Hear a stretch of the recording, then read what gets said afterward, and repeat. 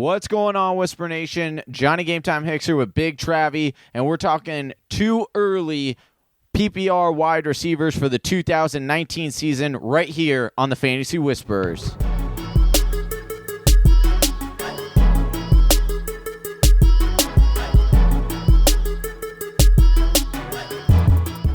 It's Monday, May 27th, 2019. It's Memorial Day, Johnny, and it's episode 63 of the Fantasy Whispers. And like you said at the top of the show, man, we're talking those too early PPR wide receiver rankings, 10 through 1 today. But first, man, I want to talk a little bit about Memorial Day. Obviously, big shout out, big thanks, big gratitude to all those that serve this country in a military fashion and keep us free and safe. We got big love for all those guys. Obviously, Johnny, you have big love for it as well, but maybe there's no bigger love than what we're grilling up on these days. I mean, I just rolled right in from the pool. I'm not going to lie. Grilled up some burgers today. Feeling great. Hey, I am super envious of you, Big Travy. I unfortunately had to work today. I am in the restaurant business, so restaurant industry, I should say. So therefore, I unfortunately had to work. But I hope that you, as well as Whisper Nation, celebrated for me, and it looks like you did. So I appreciate that. You know I did. I got out there, got my tan on, got my belly out. Life was good, man. I love it, man. Whisper Nation, if you want to follow the show, you can do so on Twitter. You can follow us at TF Whispers. You can also find us on YouTube and Instagram at The Fantasy Whispers. You can also visit our website, thefantasywhispers.com. We have our articles. Chase Buck's writing for us, Stepmom Lauren. I put some articles up there. Our latest episodes are all housed there on the website. Our rankings, which will soon be out. And I am very excited to announce our draft kit will be coming live this summer. So if you get over there and you put that email in at thefantasywhispers.com, you guys will be set and ready to rock and roll with that draft kit. But Johnny, you ready to dive into this show, brother? Oh, I am so ready, Big Travy. Wide receivers, talking wide receivers today, and that is one of my favorite positions to talk about because the depth is just so much there, you know? And especially you look at the PPR position, that's when you play in a PPR league, the value of wide receivers, especially these thoroughbred wide receivers we're going to talk about today, is so high. So let's jump right in, Johnny. Let's go with our number 10 wide receiver, your boy on the wall right there, right. T.Y. Hilton. T.Y. stands for touchdown, y'all. No, I mean, that. He's not the biggest touchdown guy, but I do love what he's bringing to the table. And we saw last year, when he got past those nagging injuries that he started off the year with, in his first 8 weeks, he only played those 6 games. He only eclipsed 100 yards once. But then if you look at the 9 weeks that he finished the season with, Andrew Luck got his bearings underneath him. They started to make a real run. That offensive line settled in. He averaged 114 yards per game over those final 9 weeks. A lot of people could be talking about Paris Campbell coming in and maybe being a detractor for T.Y. Hilton. I see the opposite. I see this offense really starting to open up for T.Y. Hilton with the addition of Paris Campbell. So, Johnny, any major concerns? Why is T.Y. Hilton hanging around here at number 10? Well, I mean, you definitely alluded to some of the downside, and that's the touchdowns. Unfortunately, he's never really had those monster 10-plus touchdowns in a season. But the yardage always remains there. He remains the favorite of Andrew Luck, as well as the deep ball, target. They started to move him around, all around the formation last year, putting him in the slot, which I really like. It immediately gives him a mismatch. So I continue to really, really like T.Y. Hilton, and I find that he's becoming quite the value in drafts, Travis, and oftentimes you can, if you decide to go running back, wide receiver, he could be your number 2 wide receiver, and I think he's perfect for that. You look at his last season, 116 targets, he had 76 receptions for 1,207 yards and 6 touchdowns, Travis.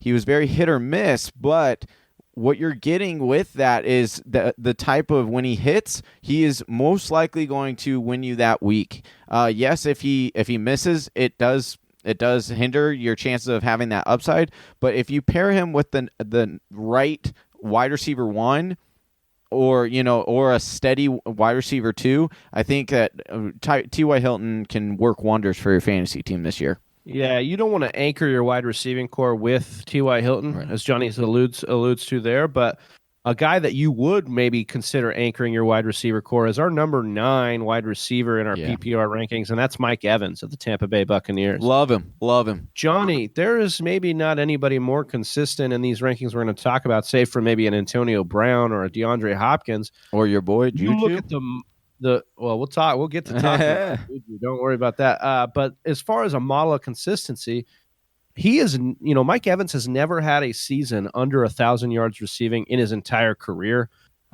His career best was last year with 1,524 receiving yards. And now we're going to get to add in big Bruce Arians, BA, coming in to call this offense. We've already talked about how high flying the offense can be under Bruce Arians.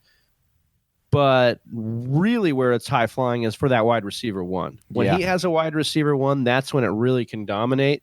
And who better to come in? I know Godwin's going to get his talk and as the hype piece for them right now, but Mike Evans is going to eat in this offense, and Jameis Winston is going to feed him. Well, it's interesting you bring up the talk about Godwin, Travis, because I think that's kind of having a reverse effect on Mike Evans, and I love it. All right? Yeah. Mike Evans, every year. Mike Evans, I'm just going to put this out there, Travis.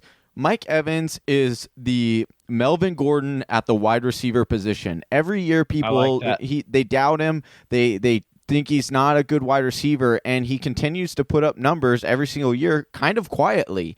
And you look at last year, 86 receptions for 1,524 yards, like you alluded to, 8 touchdowns. He had 135 targets, Travis. With Jameis Winston being coached by Bruce Arians, the quarterback whisperer, I could definitely see his targets going up exponentially. I could see him going around 150 targets. And so, you add a few more touchdowns on there, which I definitely think is a possibility. And Travis, call me crazy, but I would not be shocked if next year we're talking about Mike Evans was the number 1 overall fantasy wide receiver for this past season or this season. I think he has that high of an upside. However, I love that you said that, Johnny, because I was going to ask you coming into the show if you felt like he could get there, because he had 8 touchdowns last year. He probably should have had 10, 12 touchdowns, and he can get to that 12, 15 touchdown range if he's really on it. Yeah. And under Bruce Arians, I feel like he's got the potential, especially of these bottom 3 that we're going to talk about, this 10 through 8 range of wide receivers. Yeah. 10, 9, and 8, kind of the disrespected bunch, if you will. This is a guy in Mike Evans that I feel like can hit that ceiling of number 1 overall. 100% agree. Finishing off this this disrespected bunch, if you will, at the bottom here is number 8, Keenan Allen of the Los Angeles Chargers. Johnny, Keenan Allen has a near dear place to both of our hearts. He's one of the guys that we've been truther on for a long time because he was getting a lot of slack, and I feel like he's done so much in the last 2 years to combat his haters in that realm really talk, really come out strong and kind of silence those doubters. He, over the last 2 seasons, has amassed 2,500 yards and 12 touchdowns over the last 2 years. This offense is just continuously getting better and better under Anthony Lynn over the years. And now you get Hunter Henry back. You're going to get BMW in there. And yeah, I hear you guys. Oh, is this taking targets away? Sure, maybe a couple targets here and there, but Keenan Allen is going to feast because of the coverage all these other weapons are going to be drawing. And he is like your sure thing to get 100 receptions every year. I mean, over these last 2 years, he's averaging 99.5 receptions a year. This is a guy that is going to get his work and is very trusted by an older quarterback, which is, something you can't take for granted when a guy really likes a wide receiver.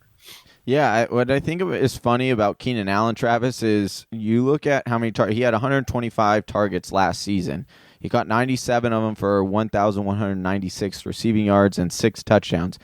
He's never had that true monster touchdown, year, and I don't think he needs it in order to be a very solid wide receiver for you. Do I think that's there? Probably not, and that's probably why I have him around 8.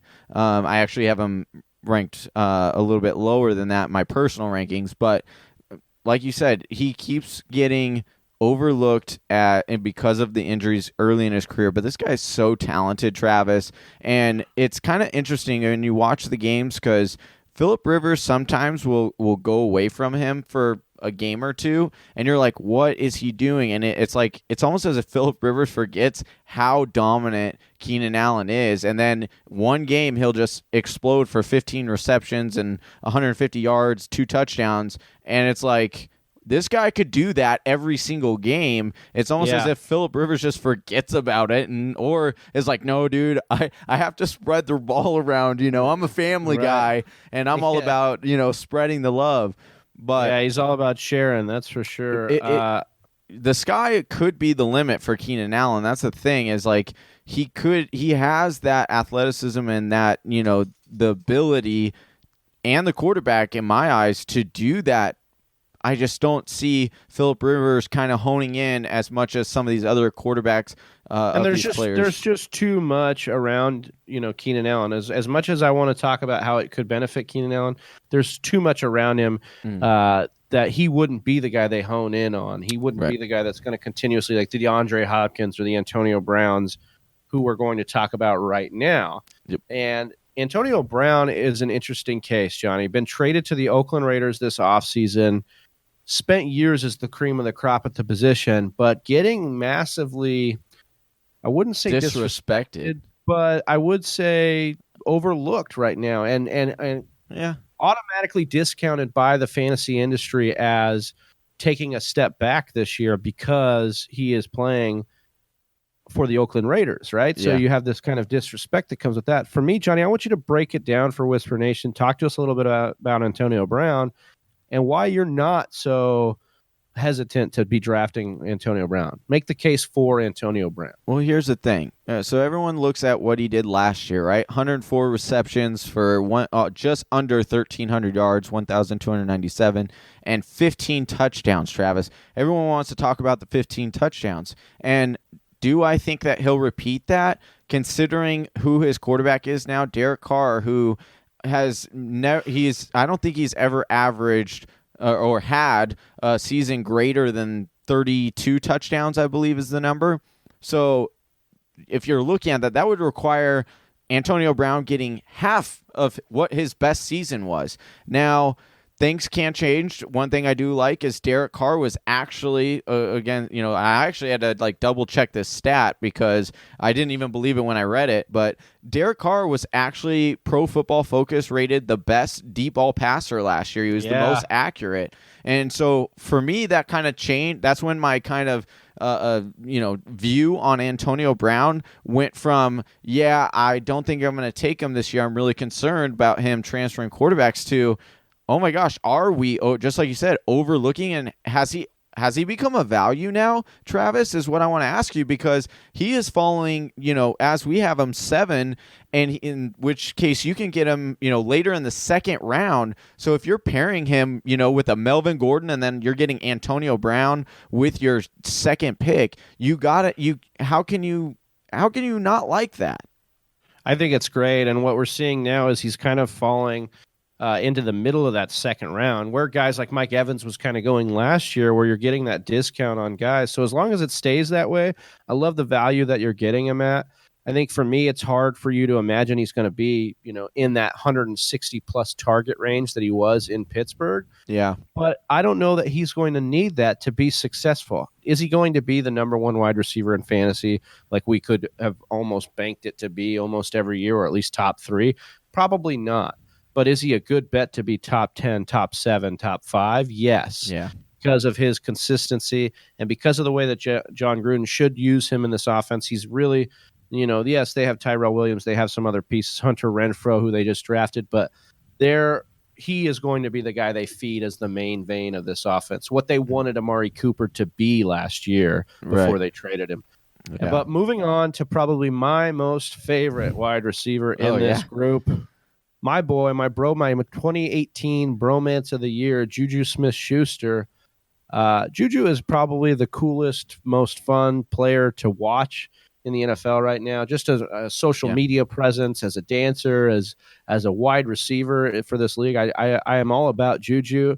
But then I started really cracking these numbers down, and because I was scared, Johnny. Like we're getting a lot of hype on Right. Juju, and a lot of people saying, "Oh my God, he is, he's no doubt top 5 wide receiver. You got to lock it in."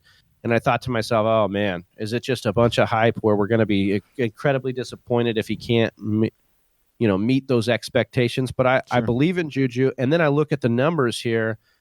Only 3 people in the NFL had more targets than Juju last year, 161 targets. One of them was his Antonio teammate. Brown. Yeah, his teammate. So Antonio Brown had 168 targets, like we talk about. Juju had 161. Johnny, if we're doing math right now, that's 168 vacated targets from this offense.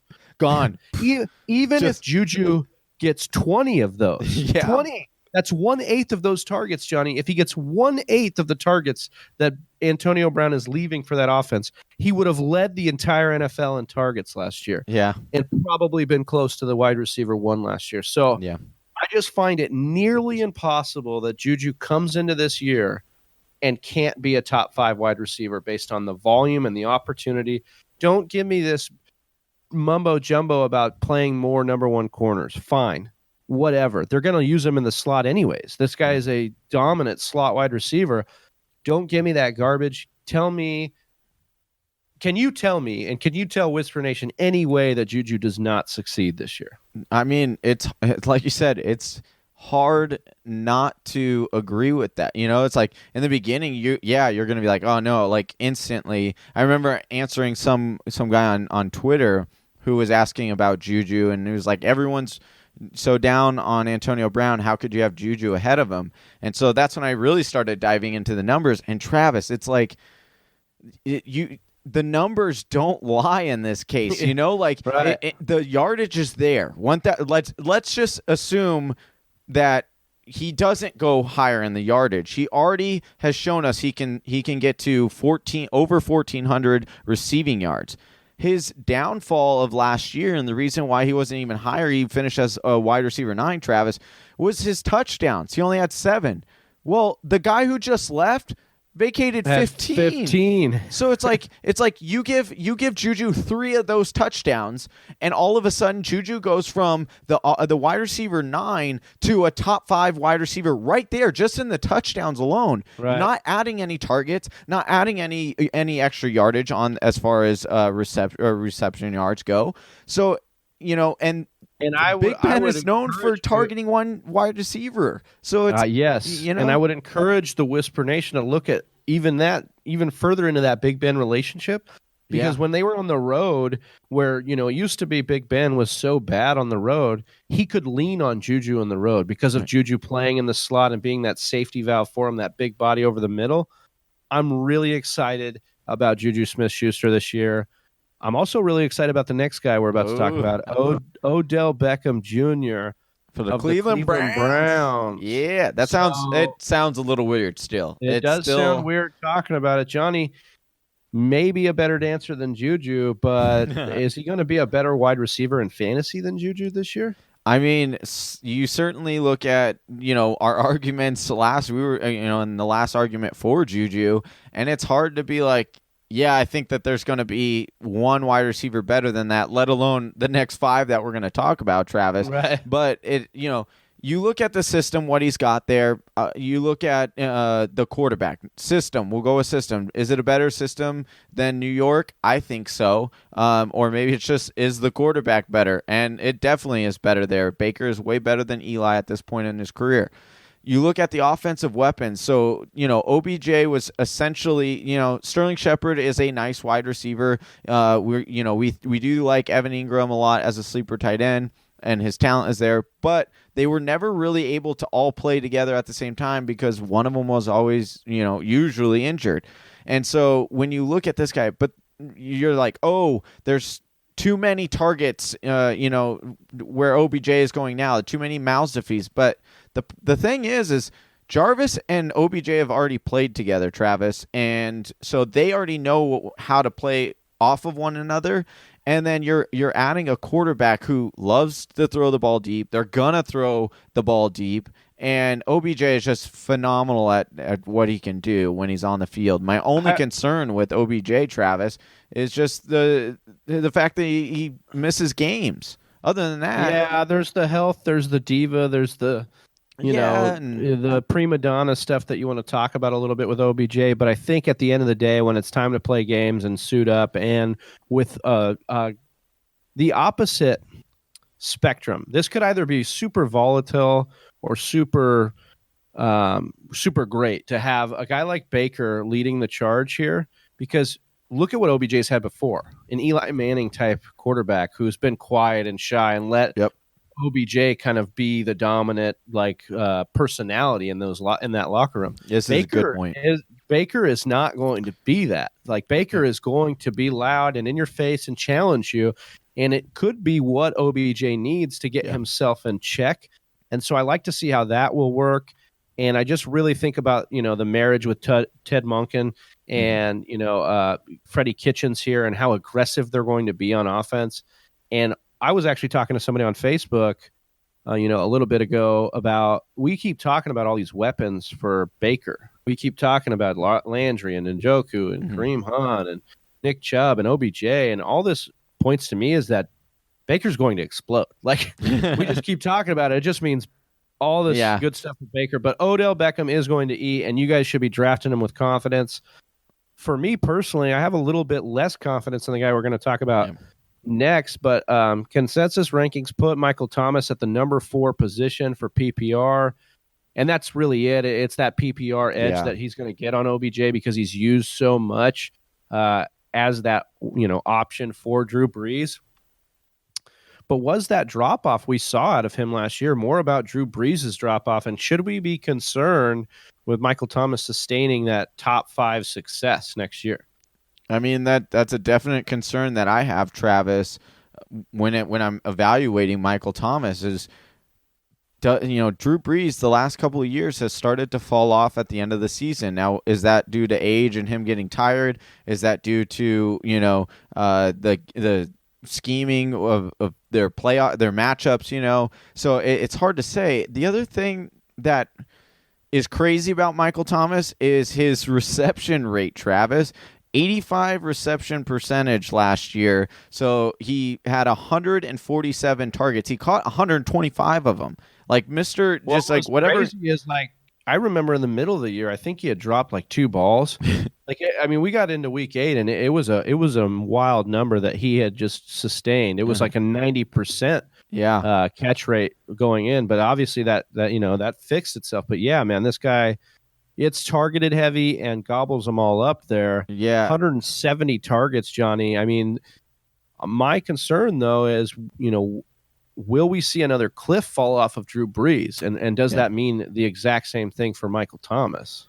And it could be. The touchdowns are always. I think that will be more affected over his receiving yards, and he had 7.6 average depth of target, Travis, which is 7th lowest in the league. So I think that even if Drew Brees starts to fall off a little bit, Michael Thomas's yardage is relatively somewhat safe, I think, as far as yardage goes, because he's not going deep. He doesn't rely on the deep ball in order to sustain his value. He relies on catches and his yards after the catch.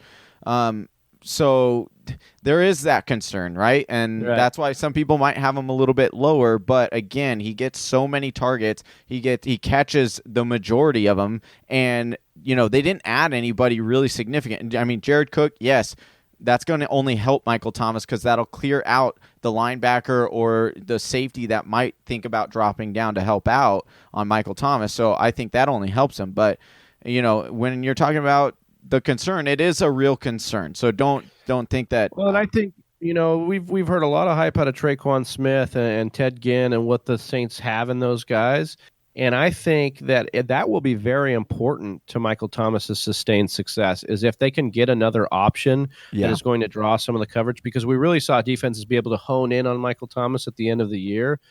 And I know his handle is can't guard Mike, but they were doing their best to kind of slow him down last year. Yeah. One guy that would not slow down at all last year, or at least I should say at the last half of last year, starting our big 3 off, our top 3 is Julio Jones at number 3 for the Atlanta Falcons. We're not going to dive too deep into any of these big guys because here's the bottom line, guys. you're going to draft these guys. You're going to draft them high. You can consider all three of these guys in the first round, in my opinion. And all three of them are interchangeable to be. You can make an argument to take them first overall, 100%. Exactly. And Julio finally got caught up on that touchdown train and really just started scoring like a maniac last year. So here's the deal. I say it all the time, but Julio Jones is good at football. Yeah. He's a big physical specimen. I don't have much else to add here except for that you have little to worry about with Julio Jones. He's one of the most consistent wide receivers in the game, Travis. The concern still is the touchdowns. I know that he had a massive amount, and now maybe they've figured it out and he'll be on a tear, because I'll tell you what, he has had 5 straight seasons of over 1,400 yards. Let me repeat that. He has had already 5 straight seasons of over 1,400 receiving yards. So if he happens to get a hold of some touchdowns, a few more, and you're looking at 1,400 yards plus 12 to 14 touchdowns, that's a league winner right there for Julio Jones, and that's why we have him as a top 3. And we said that 170 targets last year, Johnny. That means he's getting over 10 targets a game. Yep, you gotta love it. That is bread and butter right there. Yep. Speaking of bread and butter, Aaron Rodgers' bread and butter is Davante Adams, who is our number 2 wide receiver. Johnny, number 1 in my heart. Number 1. Yeah, this guy is insanely a touchdown monster. Yep. 3 straight years, Johnny, of 10 or more touchdowns. So just for emphasis, I'll say it again, like Johnny just said again. 3 straight years of 10-plus touchdowns. I mean, that is insane. We love man. TDs, don't we? Yeah, I love TDs. I love big TDs, man. And Davante Adams scores a lot of them. And so Aaron Rodgers loves to throw touchdowns. Davante Adams likes to catch them. Yep. He is one of the most sure things as far as a wide receiver, in my opinion, because similar to these other guys where he is the workhorse here, there is talent behind Davante Adams, but there's not defined talent behind Davante Adams. You look at a Minnesota wide receiving core with Adam Thielen and Diggs. You look at what the Steelers were last year with AB and Juju. There is not that situation here for the Packers. There is a one, and then there's everybody else. Yeah. And so I just love where Davante Adams is set up here. And the other thing, Travis, is that we saw probably the worst season that Aaron Rodgers has ever had, and he only threw 25 touchdowns last year. You think that's going to repeat? Yeah, I don't think so. And even if it did, Adams just had 13 of those 25. So wait, so Aaron Rodgers' worst year was Davante Adams' best year? Yeah. I mean, so you got to think for a resurgence for Aaron Rodgers. Well, yeah, and you only that's why I say I have Davante Adams as my number 1 overall wide receiver, because if he corrects that, you don't think that at least a couple of those are going to go to Adams on top of that. So it wouldn't shock me. Yeah, maybe like 2. Yeah, even if that's 15, he's going to be tied for the league lead there, right. like for this year. So I love me some Davante Adams. Give me him in a lot of drafts, please. Well, another guy being drafted high and drafting a lot is DeAndre Hopkins. He's our number 1 wide receiver in PPR leagues. He's basically the number 1 wide receiver consensus in the industry right now, coming off the boards. Once again, we think any of these guys are interchangeable, but there is not a guy doing it better than DeAndre Nuke Hopkins. Yep. This guy, his catch radius is insane. His spectacular catch game is off the hook. The guy's got hands like nobody's business. He doesn't miss games. He isn't a diva. He just goes out and does work. Yes. He goes to work, and that's what I love. And now with Deshaun Watson really hitting it, I mean, we saw always what Nuke could be with or without a quarterback, no matter what the quarterback was. Then we see him with a guy like Deshaun Watson who can put the ball wherever he wants it. And I just think we're now seeing why you could take him as the number 1 every time, and why we see him as a number 1 wide receiver or a top 3 all the time, because you're getting that consistency out of the quarterback play each time. Yeah. And, I'm not saying, people might point out, oh, well, why are you have Davante Adams over DeAndre Hopkins? And just, it's for me, it has to do with the weapons around. And Will Fuller, when he's playing with DeAndre Hopkins, takes a lot of those touchdowns away. and that touchdown upside because he catches a touchdown every game he plays in. So that it's almost as if you would rather have Will Fuller if he's healthy. But DeAndre Hopkins is spectacular, and you gotta love him. You got to. Well, that's it, Johnny. That's our 10 through 1 of our 2 early rankings. Obviously, like we said at the top of the show, if you head over to the website, get part of the Whisper Nation, you'll be able to check out our rankings, which will be coming back soon. Yep. Johnny, can we end the show here? Obviously, Chelsea, we gave Chelsea the week off. She's enjoying Memorial Day. Yeah. The women behind the glass stayed behind the glass this time. But instead of her kind of Correcting us. Taking us to task on our show today, I wanted to maybe give the Whisper Nation a shout out. Do we have any kind of review you could read? So you guys can always leave these reviews for us over on the Apple Podcast app, or you can do it on the Google Play podcast, Google Podcasts. Let us know what you think of the show. We appreciate you, Whisper Nation. And once again, we do this for you guys. We're trying to help you guys out, help you win those leagues, establish this connection, build a community. And Johnny is going to read us a review, and we'd love to hear your guys' feedback as well. All right. So this one comes from Sorry, I had to. Okay, so this one comes from Common Ramen. Do you think he spices up his ramen, or it's just like he just goes with the normal packet? I don't know how Phoenix's game is out there on ramen. Oh, dude, but LA's got some dope ramen spots, man. And all I know is as soon as we're done recording this, I'm probably gonna go get some ramen now. Hey, so I had some of the greatest ramen when I was drunk one time. And the problem is that none of us can remember what ramen place we ordered from, and so we have not had it. But I will tell you, it's whatever the one that place got away. It was the one that got away. All right, so this Common Ramen posted knowledgeable and entertaining. Big fan. Big Travy and Johnny Game Time Hicks deliver a fun and entertaining and extremely valuable show. And he says it's a must. Sorry, I have to click into it. It's a must listen for all serious fantasy players. So again, we want to give a huge shout out to Common Ramen. Thank you so much for the review. Like Big Travy alluded to, if you want to leave us a review, please do so. Hit that 5 stars and leave us a review on iTunes or Google Play. And we'll give you a shout out on the show, man. Yeah, for sure. All right. Like Common Ramen. Exactly. All right. Until next time, Whisper Nation, that is Big Travy. I'm Johnny Game Time Hicks. Enjoy your week. Peace. Peace. Thank you for listening to the Fantasy Whisperers podcast. You can hear more from John and Travis on Google Play, SoundCloud, and iTunes. You can also follow us on Instagram, Facebook, and Twitter at TF Whisperers.